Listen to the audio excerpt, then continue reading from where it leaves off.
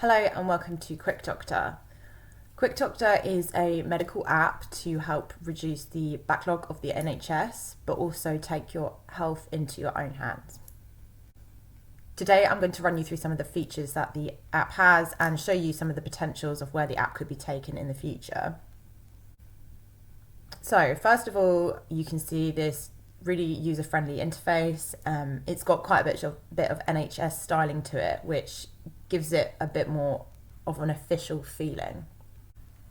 I also want to show you that the use of Bootstrap implementation for the design has allowed room for responsivity.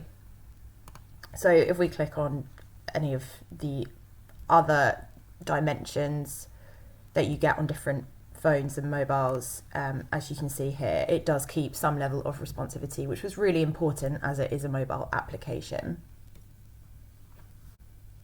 So if we go onto My Health, we have a form here that if we click Edit, we can go through and input our own health data.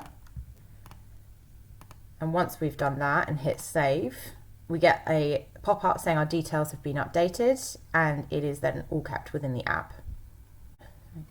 To pass in the information through the radio buttons, which are originally assigned numeric values, it was important that I created an if statement to assign these sort of string values so that the user can read the values as something that is recognizable to them instead of just 0, 1 or 2 for their selection. Now if we go into appointments, we have a view appointments section here, and we also have a book appointment section.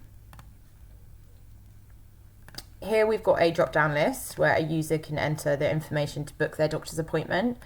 And we've also got a nice little pop-up for the calendar, which makes it a lot easier for a user to select their date and their time of their appointment. We can also put in symptoms, but upload an image for their symptoms. And if we click book an appointment, we get a pop-up saying the booking is successful, but the information is saved, and we even get the image come up for the user to see and the doctor to see what the actual symptoms are visually. If we look at the code for the book appointment form, we can see here that I've used local storage to save this data within the session. So if I refresh here on the QuickDr and go and view the appointments, we can see we've got the information from the appointment that we created earlier.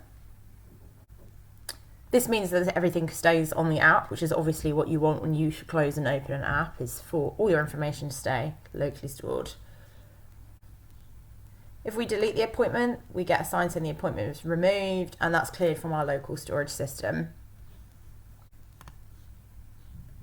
If we go back to home and we click on My GP, here we get all the information of the user's GP, but we also can view it on a map.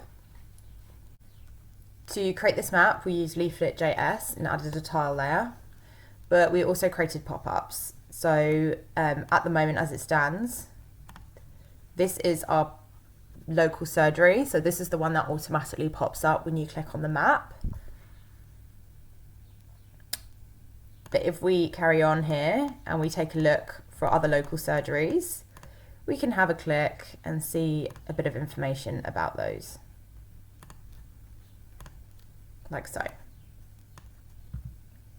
And the same goes for our emergency. Here we have emergency information, and then it shows us the local hospital or A&E.